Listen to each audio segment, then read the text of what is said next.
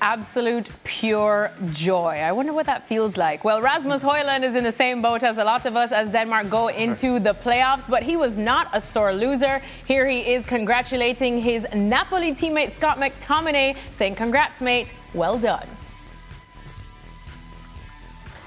It's surreal. I've never really scored that goal just as important as that. So yeah, what a feeling it was. For the country, for the fans, for the staff, for everyone, for the team. I think we all deserve that with how hard we work and what we've been through these last few years. And I think getting to the World Cup tops it off for this group because it's something that we hadn't managed to do before, and we've went out there and done it the hard way. No, this is the best feeling. This is the best feeling. I've waited a long time. I've spoken to you before about how much I want to go to a World Cup with my country. I had the chance as a player. It passed me by for various reasons. We had the chance against Ukraine. It passed us by, and suddenly you start to think, might be the last one, might be the last chance. But it's not. We're there. So yeah, fantastic moment. I feel great. I'm going to enjoy myself tonight and tomorrow night and the night after that. It's actually great because I've now got 3 months where I can just enjoy myself. The lads have got to have a few beers tonight and then head back to their clubs, but I've got a little bit of time, so it's going to be good, and it's going to be a good Christmas in the Clark household, I promise you.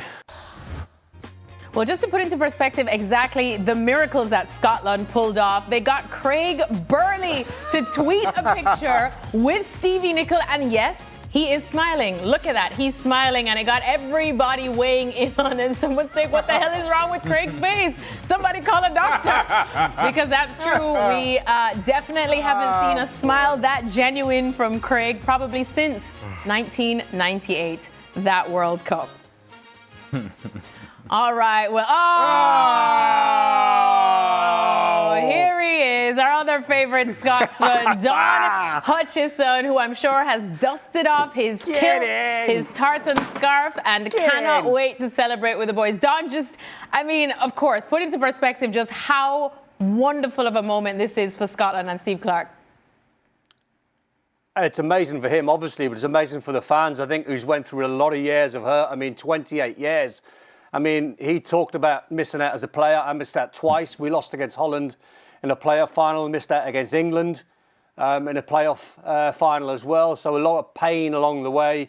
I think you saw it, in the celebrations, in Andy Robertson's interview after the game when he mentioned Diogo Jota, and he said he couldn't get him out of his head. He was thinking about him all day and all night, and the emotions are raw, but the boys have done it. It was a crazy game to watch. It was like if you want to analyse the game, it was bonkers because Denmark should never have been down to 10 men. It was a ludicrous sending off. And even when they were down to 10, Scotland had 11. They pumped us, really, in terms of the performance. But I've never seen a night where Scotland have scored 3 absolute belters. 3 of the best goals you'll ever see in one game. And take your pick, whether it's McTominay's overhead kick or Kieran Tierney's edge of the box or Kenny McLean from the halfway line. But what a job they've done. To try and take it into the last game. Belarus done us a favour midweek a few days ago. But what a performance, what a night. And, America better get ready because the Tartan Army are coming.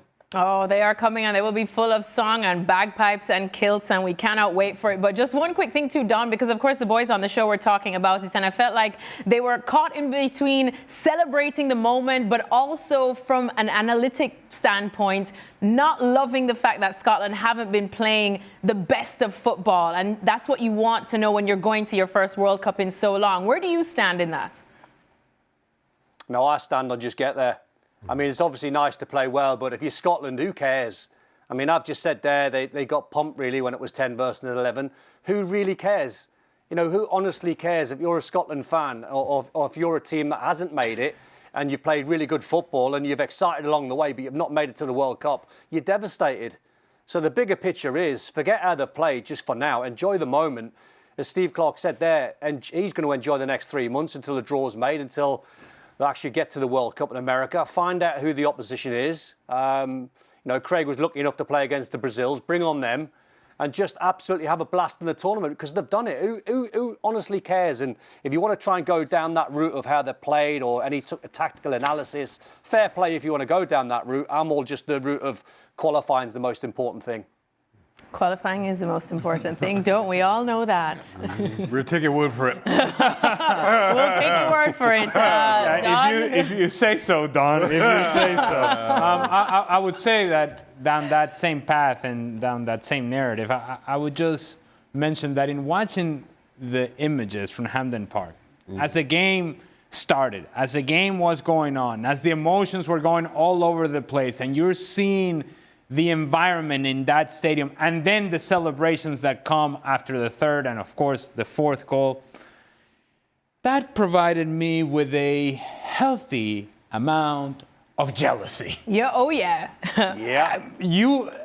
I cannot wait, and I'm hopeful that before I'm done in this world, I'm going to have the opportunity to have that same feeling about my country.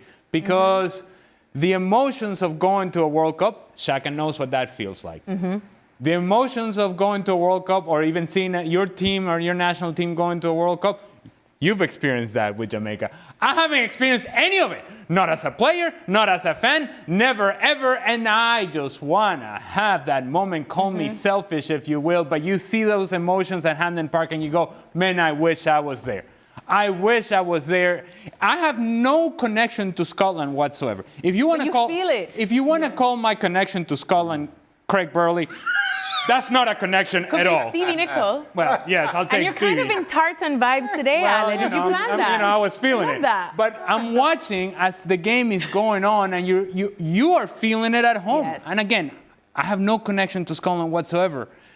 And I was thinking, man, this is something special. And they scored a goal, and the Proclaimers or whoever it was singing, and I'm like, yes, I'm walking 500 miles. Yes. Well, we already know what Don's story of this international window has been, but let me go to you guys now. And if any of you say Curacao.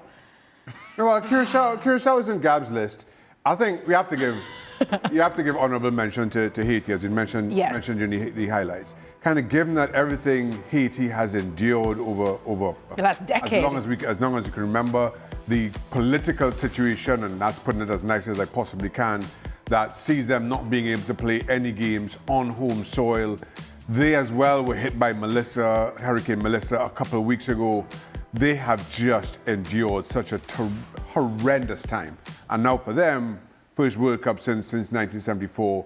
Great to see them back at the big dance, almost in defiance of all they've had to endure. Ale, what about you? I know you're having some FOMO, so which story do you want to lash on to? Because I know you're a romantic at heart. Well, now, Haiti, of course, is something that cannot be ignored because they have had every circumstance and every excuse for this thing not to work out. And yet they're able to get the results and they're able to find a pathway to qualification. And you think from this region, from Concacaf, you're thinking, Haiti figured it out, Curacao figured it out. What in the world happened to Costa Rica? And you're having sort of this conversation in thinking, if the United States, Mexico, and Canada are not involved in the qualifying cycle, then the next ones to come would be, well, Costa Rica. And they could not have messed this up any more than they did. And so it also shows you that this expanded field, and then obviously the coincidence that is now, as I mentioned, Mexico, Canada, and the United States not qualifying, it opened a whole door of possibilities for everybody in CONCACAF.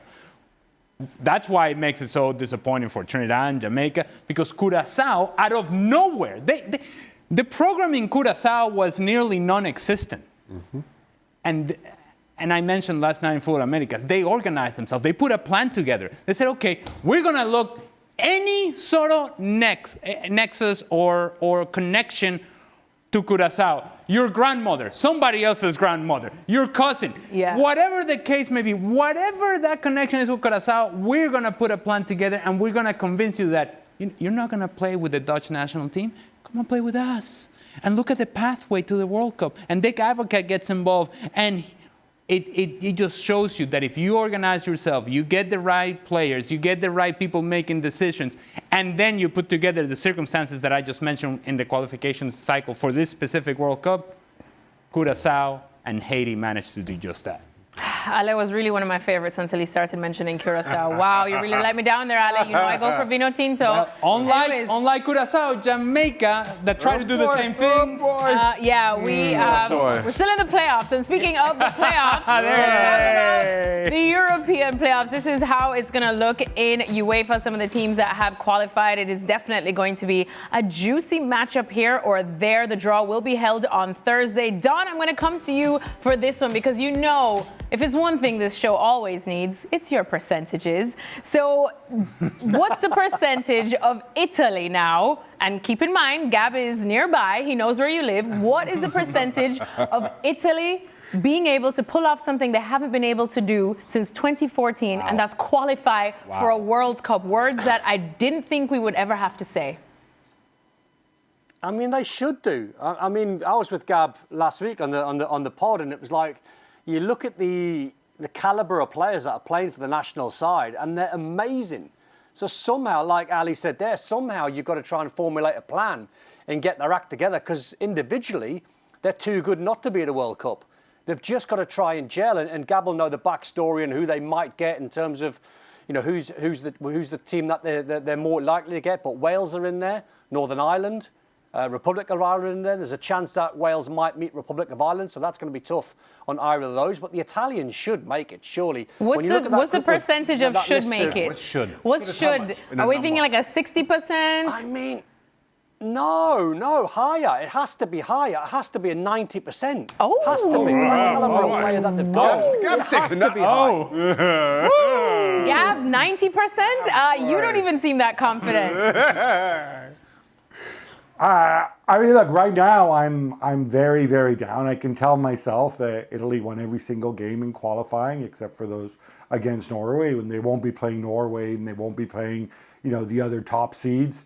But equally, hey, they lost to North Macedonia. They were knocked out by North Macedonia.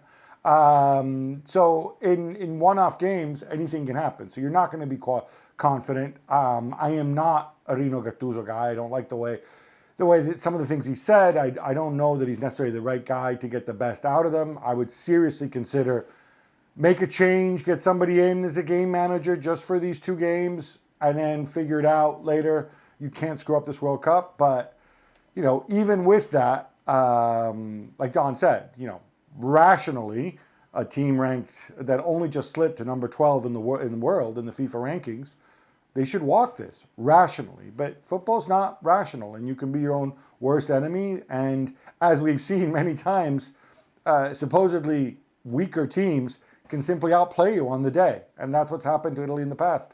I will say this, though. If Don says 90% chance, get your mortgage on the 10. Oh. History has taught us as much. That Don's percentages are about as accurate as your power rankings. 10%. Oh. Well, What's more accurate? That's a good question. Extremely harsh.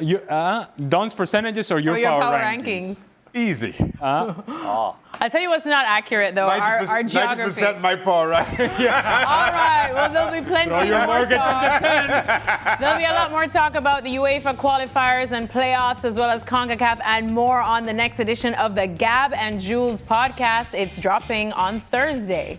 Poch was feeling a little feisty after the game. Have a listen. What does a result like this do for your team heading into a long stretch where you're not going to see them, particularly given the guys who are on the field tonight, a lot of regulars rested? How's this going to help you guys going into the new year? Thank you. Sorry, I don't want to be negative, no? But I hate that not regular players. What means? It's USA playing. It's the national team. Stop with that mindset. Every time that our decision is about to pick and start in 11, is the US men's national team playing. And after 1 year, I think you need to really know me that I hate to talk in this way. It's so disrespectful. The idea of like the regulars. The regular. Who are the regular players? No, I'm saying that there is none. Is what you're saying. My question is maybe I think we need to stop the press conference and I need to go to the dressing room, come back and start again the press conference because it's like we were the opposite, losing 5-0, no, 5-1, no. No, I'm I saying. am the USA coach, no the another. Right. No, I'm saying. No, that but the it shows that. Tell me which regular player you are talking about, because I don't understand what means regular player. More experienced players. Which, More, right? Like, okay. yeah. To be honest, maybe I am tired and I don't understand the English now, or your English question, because to be honest, very disappointed in the first two questions, because I don't know what do you expect, what I'm going to say when you say no natural player playing today or the another day or in the World Cup or I don't know when. Very sad situation. Keep going. On the first goal, Sebastian plays it short to Serginho. So in a situation like that, do the players have the freedom of thought to come up with that, or is that something that you work on as a set No, we play, didn't work. It was all coincidence. Ooh, Mauricio Pochettino rattled there, which is interesting to see, considering I said that it came after one of the best performances, if not, Ale, you called it the best performance, the most convincing performance we've seen from the U.S. under him. But what did you make of his reactions there? Well, I must say that I think there is a disconnect here with the language and a language barrier and how questions are packaged and how they're understood by Mauricio Pochettino. The essence of the question is, look, you did this with these players. What message does that send to the other players that are not here? And in using the regular players, and that definition of regulars, that's what set Pochettino off. Because he is essentially, that quote-unquote regular description goes against everything that he's been saying and selling throughout his time with the United States men's national team, that there is no guarantee for anybody. Nobody is safe. It's something that he has said, and we have mocked to some degree. We have said, well, Christian Pulisic is safe. If he's healthy, he's going to play. He's been saying all along, nobody has a place guarantee. You have to earn it. You have to prove it. You have to show it. You have to perform. And that's what these players last night against Uruguay, that's what they did. That was a dominant performance. A backside whooping of Uruguay. They were kicking the backside of Uruguay all over the field. And I have never, ever seen a United States team do that in that manner to a team of that caliber. All over the field for 90 minutes. And so I'm thinking Pochettino is coming into this press conference about to tell the world, hey, I told you so. Told you. Huh? Hey, it's working, isn't it? You were all doubting, but we knew what we were doing, and I knew what I was doing. And when the first couple of questions kind of take them in the wrong direction, instead of the questions being about this performance, about this players, about this game, about how dominant and how good this team was, once he brought back the guys that weren't here, then that's when he is gone. Yeah. And again, I just don't think that he quite understood the notion of the question and how it was packaged or presented. Could have been packaged and presented a little bit better from the reporter. And then after that, he was gone. He was no longer interested in answering any more questions because by that point, they had lost him. So, now, you see, that's the thing. I'm not sure the question took Pochettino in the wrong direction. I think Pochettino just saw a one-way street and decided to zoom down it. Like, I'm going this way. I don't care what you see. He's had enough. So, because to your point, Ali, all that was needed was Pochettino to say, this is what I've been telling you all. This is what I've been telling you all. We could sit here and say, listen, as I have, we could probably name 15 of the 23 that's going to the World Cup right now. Pochettino's been saying different.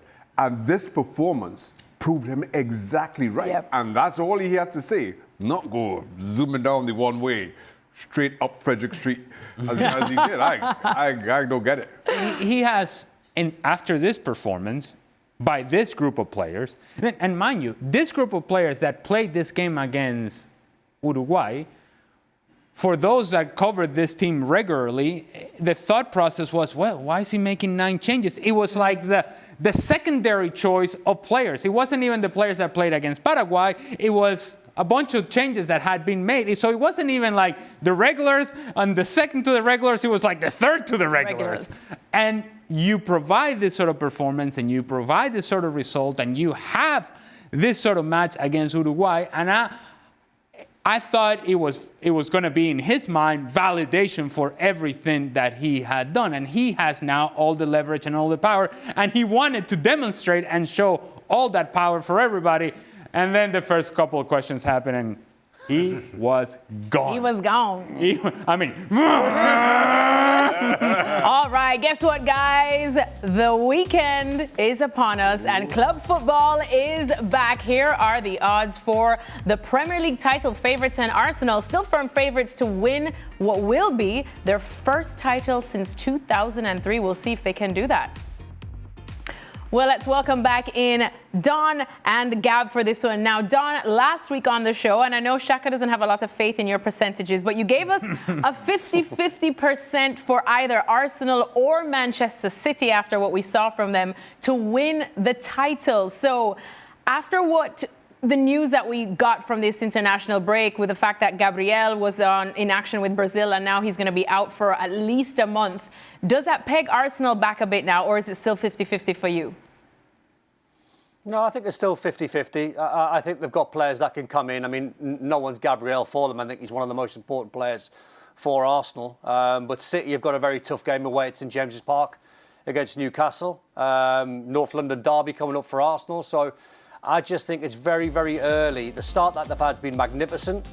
I think they have been flowing. The game against Sunderland was a hard-fought 2-2 draw, and I thought Sunderland deserved their point out the game. But you look at the fixtures coming up. I mentioned, London derbies for them, so that's where the difficulty is going to come. But there's so much time, and there's so many games to try and say, right, who's a standout favourite? I know it's what we like to do, because as fans and as analysts and pundits, we try and predict the future, and we look into the crystal ball and we think, right, who's good, who's flowing, who's struggling a little bit. Take Liverpool completely out of the equation. I don't think they're ready for a title charge at all. So City, I think, it's a captain obvious shout what I'm going to say, but after this weekend we'll know that little bit more, because, as I said, there's hard fixtures to come. Hi, Captain Obvious. Well, let's have a look at the Premier League standings there. Manchester City there in second, and as we know, they have chased down Arsenal before. Up next this weekend, they do have a nice little trip to St James's Park to face Newcastle. And if we have a look at Newcastle's form away from St James's Park, we know it has not been well. Usually we call St James's Park quite the fortress, but Don, if you look at it, they have lost to some big guns at home, the likes of Liverpool, Arsenal, Barcelona, but they did manage to beat Spurs in the League Cup. So how do you see this game going? Listen, I'd fancy Newcastle against anyone at home. I've been up there. I've seen them beat the likes of Man City in a cup. I've seen them beat Paris Saint-Germain. I've seen them beat Man United. I've seen them beat anyone, Tottenham by 6. But not Arsenal. Newcastle are a different animal. And not Liverpool. And not Barcelona. Just keep naming every win they've ever had.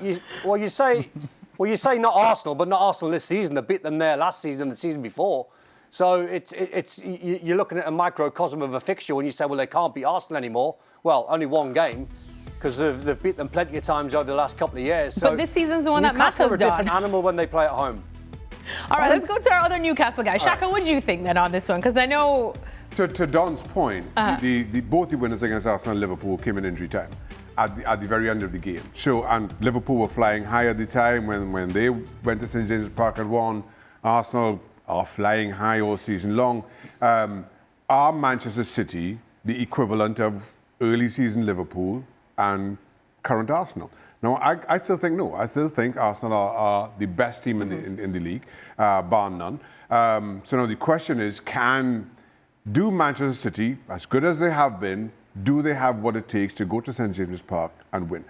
I still don't, as hopeful as I am that City are the team, and I believe they're the only team that can make this any kind of a title race later on, I just don't think they're as good as Arsenal. I don't think they can go to St James's Park and win. I think Newcastle, their away form is really kind of shining on them negatively. They are far better than their league position would suggest. At home, they get it job done. Somebody, because Don is not going to be able to do this, somebody has to explain to me, right? How can this be 50-50 Arsenal, Manchester City, when Arsenal are leading by 4 points? So just by that logic, you cannot have the same chance of winning the league if you're trailing by 4 points. This is by Don's standards. Yeah, well, but Don's standards as well. You have to grade on a curve then. You know Don's percentages are curvy. Don's percentages are curvy. Yeah, that's just... They're all over the shop. Ali's obviously let not. Ali's obviously not capable of looking at my percentages or the algorithms of Shaka. When Man City have chased down Arsenal a couple of times over the years.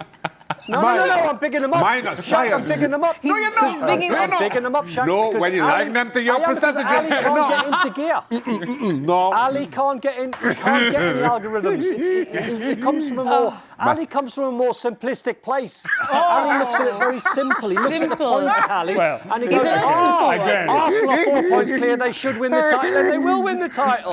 But right It now comes down to emotion, Ali. Yeah, And the bottom of the team, can they get it done? Right, fantastic. It's 50-50. Beautiful.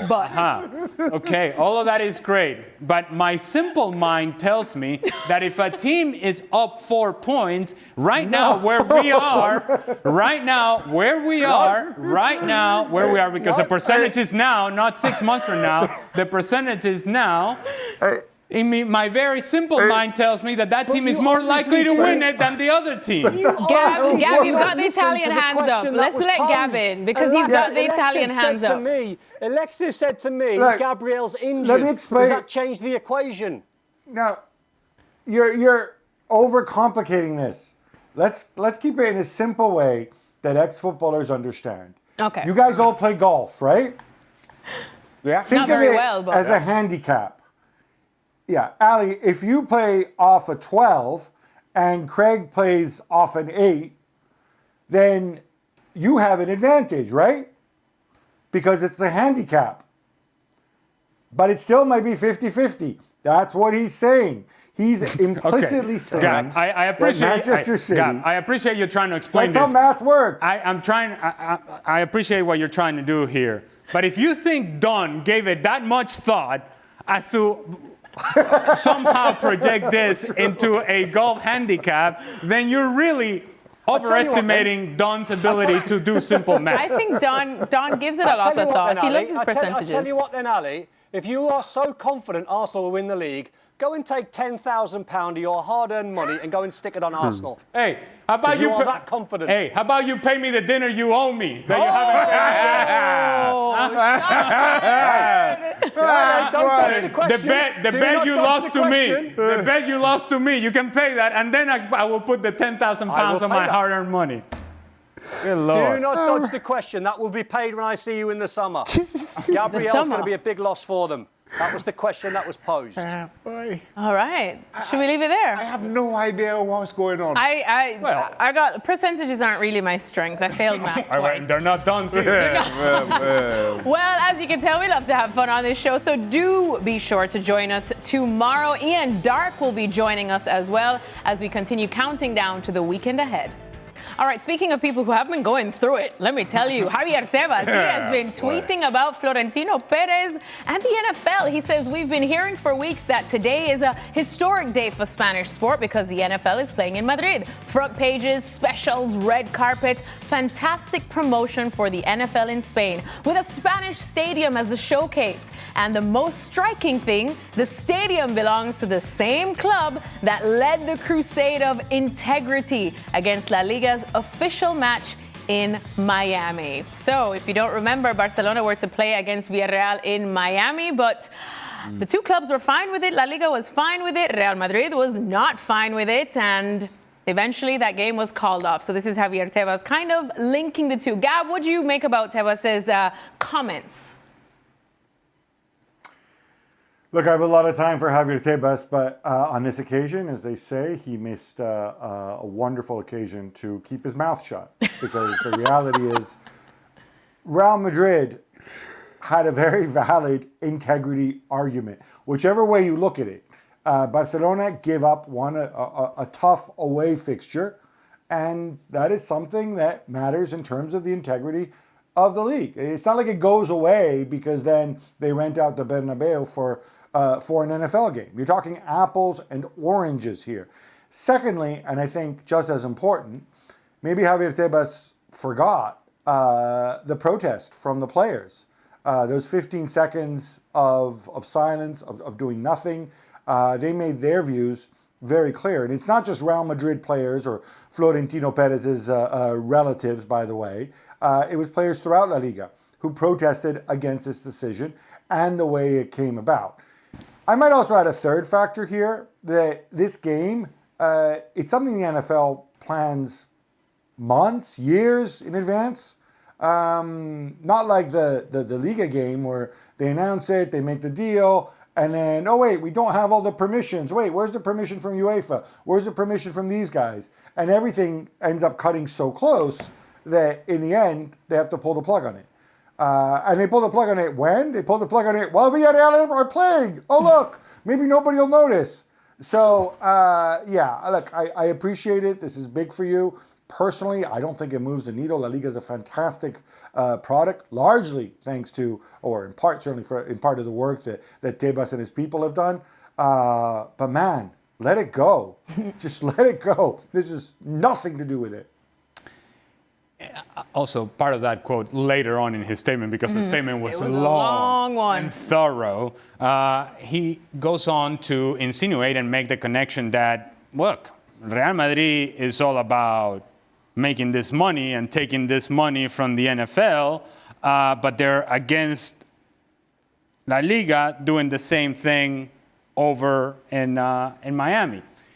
And he sort of positions La Liga as if La Liga is just trying to grow their product and grow their presence. So while he's complaining about Real Madrid taking money, does that then mean that all these people that are coming to the stadium, potentially to Hard Rock Stadium in Miami, they're going in for free? No. No, there's a windfall for La Liga here as well.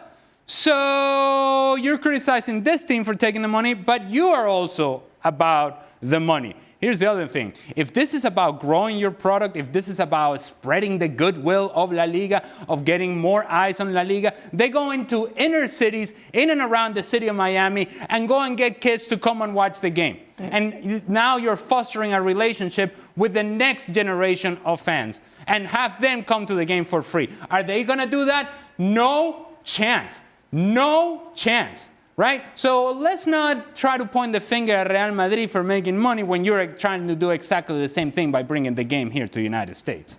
I just simply don't get the statement by Tebas. As simple as that. I can't see the parallels that he's trying to draw, or at least I see the parallels, they just don't connect. And as a result, he's just made trying to sell this game, if it's ever to happen, all the more difficult down the road, because it's poorly positioned, and quite clearly he doesn't have a full grasp on what's happening, at the very least, with the NFL and their moving of games.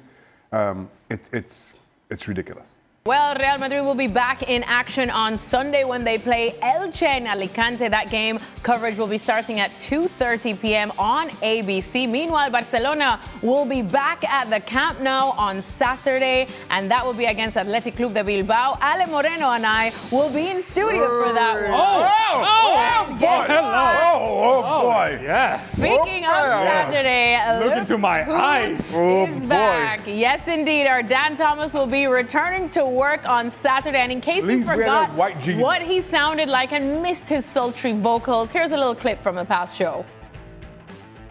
Want to hear a cringy story from me? Go ahead. So obviously when I worked for Real Madrid, Beckham was there. And then maybe when I was trying to impress people out and about, they're like, oh, what's Beckham like? And I purposely go, oh, David, he's such a nice guy. Oh, I'm sorry, I'm sorry. Wow, sorry. you're the Don Garber of Real Madrid. The Don Garber of Real Madrid TV.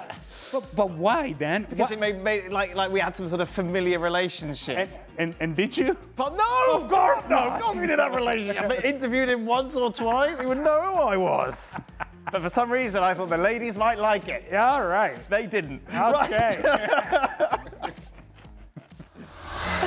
Our Dan Tebas, we absolutely missed him and his wonderful sense of humor. But he will be back. He will be back in full force, or maybe at least 50%. I was about to say, I don't know, maybe we'll ask Don what his percentage of Dan's force will be.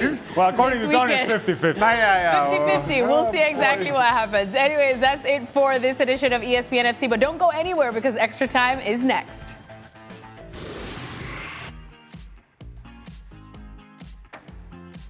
All right, welcome back to Extra Time, or welcome just to Extra Time. We've got Dan. Alexis? How you doing? I'm How's not everything? doing very well, Shaka. No? Why? No, just Tell the people. because Tell the people what's wrong. playoffs is what's wrong. Jamaica is what's wrong. 11 dusty Suns is what's wrong. But you know what? Can I give you good news though? Today, when I came to work, I was concerned about what Shaka was going to be wearing because the last time I came into work, Shaka was wearing a shirt that was a little too short. Like belly skin? Yeah, belly skin. It made you wonder: is that? Does he have a navel piercing? Does he have a? What is that, Shaka? What? Now, Shaka, you want to explain to the people why you were Shaka, why wearing were a you crop showing top? belly I have no idea what Ali's talking about. None whatsoever. But don't sometimes NFL players come out in that little crop top? I don't know what Ali's talking Maybe about. Shaka fancies himself. I don't know what Ali's talking about. It was a crop top, There's and no there evidence of any such. There was conversation of a Short navel top. piercing, which I was very There's concerned no about. evidence unless there's a photo. Didn't happen. Wow, you learn something new about your colleaves every single We day. learned. You didn't learn anything. Yeah, I learned that shirt was not his. And he realized it when he got here. There's nothing happened. Nothing happened. Nothing happened. Wow, Whose all was it? right. Whose was it, Shaka? I don't know what you're talking about. Okay, we'll leave it at. We're going to talk about this off camera. No, we won't. First question's for Don. Don, were you on comms for that game? He's not specified which one, but Yeah, he was on comms for all the Yeah. games. Oh. And I'll be on comms for the Milan derby on Sunday. Oh, we and love that. Liverpool Forest on Saturday. oh, we love that. So the answer is no, he was not. So the answer is no, he was not. It would have been wild if Don were on comms for the Scotland game. Hot in the studio. Are you sweating because We of made the him navel nervous. piercing? We made him nervous. We told his navel piercing on national Hot in television. the studio. All right, next. Whose was it, Shaq? We're going to find out. Don't you worry. Yeah, That's one thing about me. I find things out. All right, okay. All right, next question's for Gab. Gab, aren't you glad the playoffs give smaller nations a chance to make the World Cup? Like Jamaica.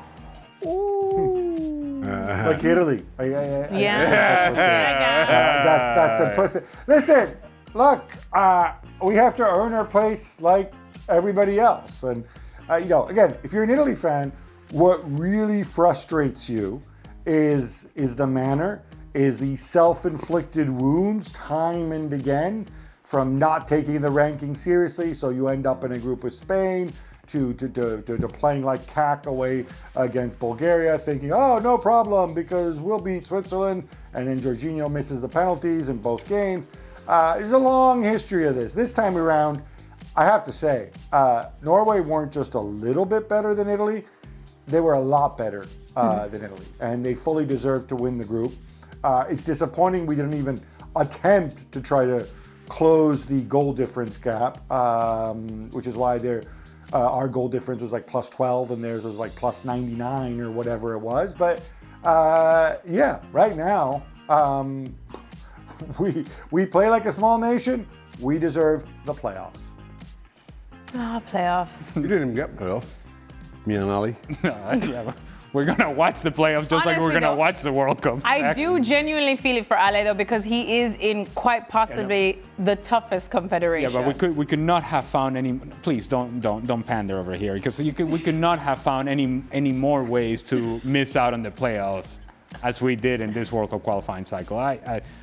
Yesterday you told me you healed. Days like yesterday, actually, as exciting as it was to see Scotland do what they did, and as exciting as it was Northern Ireland to see do what they did, or Republic of Ireland to do what they did, and you see Curacao and you see Haiti, and you're going, what? We're out. We are out, and we have been out, and we continue to be out. So my healing, it's dependent upon avoiding evenings like last night and the night before and not seeing everybody else celebrating while you're sitting and watching going, yeah, we out. You're not healed. You're not healed. You're not healed. Do you see what I mean? Do you see why I'm going through it? Well, see, I'm healed. Do you want the positives, Ali? Go on, Don. Do we have a 50-50 chance of making it next time? Or of just positivity? Don, what's the chance of our positivity? What's the chance of all of us healing? Well, Jamaica or not. I mean, one love, reggae boys. I mean, did you see Steve McLaren's interview? It was awful. But I have to say, Ali, the way FIFA's going, there will be a chance. There will be 200 teams in the World Cup. Oh, Jesus. So you've still got a chance. That's going to be brilliant because Italy, Scotland, Jamaica, Trinidad and Tobago, and Venezuela, we will be all up in there. I love that for us. Love that for us. All right, next question. So we just, so we can try heal.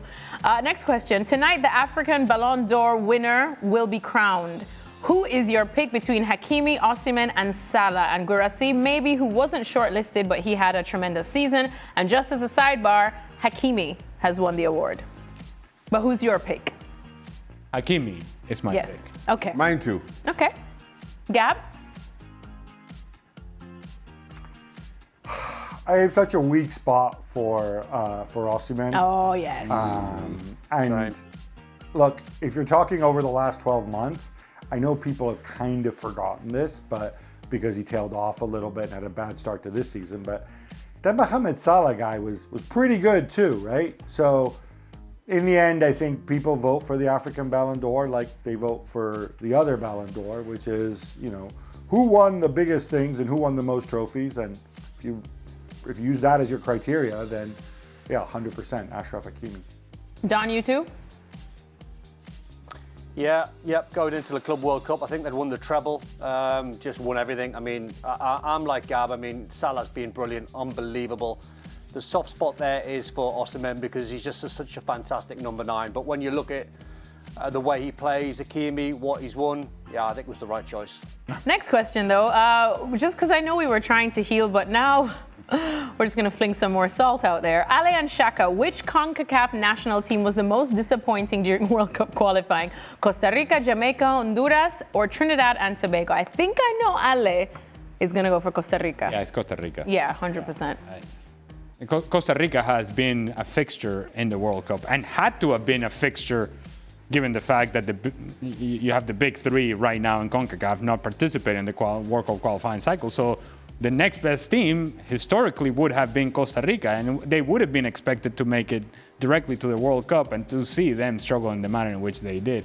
It was surprising, but it also tells you if you don't have a new generation of players and players are aging out and you don't have the right plan in place and you have manager situation and you have situation within the federation as well, it creates an environment full and filled with negativity. And in the end, you do nothing to get into the World Cup. Shaka? It's not Jamaica or Honduras. It comes down to Costa Rica and Trinidad and Tobago. I'll go Costa Rica. Trinidad and Tobago, they're rebuilding, Shaka. Young team. Move on to the next question. We're all going through it, guys. We're all going through it, except for Don. I thought you had healed, Shaka. I was healing so well. No. Let me tell you, when that heart is broken. Let me just remind you something. Curacao and Haiti are going to the World Cup. We were in Curacao's group. We didn't beat them. Brazil, next question, please, Alexis. Let's go to the next question. New Caledonia is in the playoff. New Caledonia. I'm just telling you. I love it because yesterday on Football Americas, Ale was like, I made my peace. We've healed. We're moving on. And now Alex is like, New Caledonia. And not Venezuela. Boy. Gab, the next question's for you while we all cry a little bit more here. Percentage chance Italy are in the US come June. We know that Don said 90%. You weren't buying that, though. No, it can't be 90% because you ultimately have to win 2 games back to back, and even if you're going to be heavily favored, it's not 90%. But yeah, no, I expect them to be there. I'll go 75%, 80%. If it was just random, the chance would be 25%. It's got to be more than that, right? Look, I'm going to be there. All those Scottish guys who play in Italy and who are all going to claim they're going to be there, at least for the group stage. So there'll be a little bit of Italy in the U.S. one way or the other. But hopefully the Azzurri will be there, because 3 consecutive World Cups without Italy, it just stops being a World Cup. It becomes something. At least if you're Italian. It's just a collection of guys. Just a collection of other countries. Once they're out of Europe, they don't count. Wow. All right. Boy. Wow. Next question, shall we? Should Xabi Alonso try to reinvent Trent Alexander? Oh, that's a wild spelling of Trent Alexander. You almost made him Viking there. Trent Alexander-Arnold as a midfielder and play him next to Tchouaméni and leave Valverde as a right back. Right. So you're going to play the midfielder as right back. So you can play the right back as a midfielder. Because he likes to go forward. Oh, I got it. No. I was a little confused for a minute there. Yeah, that was the premise. You got the premise correct. Oh, I got the premise. So it's a no for you. Yeah. Ale? Resounding no? 100% no. No. And certainly when it's built like that you have one of the best midfielders in the world, Fede Valverde, and you decide, no, right back. And then you have a right back over here. Go into the midfield. No, I don't think so. Gav, is it a no for you too? You know what? I think Valverde is phenomenal. I think he's phenomenal when he plays right back, and I think he could be a tremendous right back. And in some ways, it would make more sense, and it would allow you to shoehorn Bellingham into midfield 3 without dropping Arda Güler, which the way he's playing, I don't think you should be doing. All that said, you're not going to do it so you can move Trent into midfield. You do it if you think it's the only way you can play Bellingham in the 4-3-3 that somehow makes sense. But yeah, no, to do it to make room for Trent, no. Gab, what are your score predictions for the Eagles versus the Cowboys on Sunday? Boy. Is this a Marcotti Moreno Clásico? Yes, it is. It's a Marcotti Moreno NFL baby. Clásico. Who says they don't have Clásicos in NFL? Okay, so for those who don't know, we are 8-2. We have the best record in the NFL. The Cowboys are doing a tiny bit better. Ali's, I understand the defense still sucks. But it's okay because the Eagles, our offense isn't clicking at all. With all those fancy, highly paid players, Saquon and AJ and Jalen Hurts. I know Jalen Hurts. It's just not working. I mean, they scored almost no points in the last 2 games, although they did get big wins.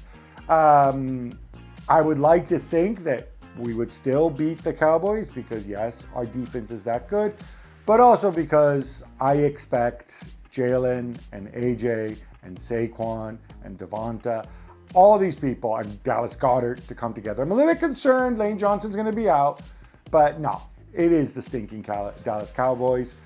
There is a natural order to the world, and I think this will be easy, 30 odd points, I think. We'll be back in that range. Doesn't mean our problems are fixed, just means we're playing the Dallas Cowboys.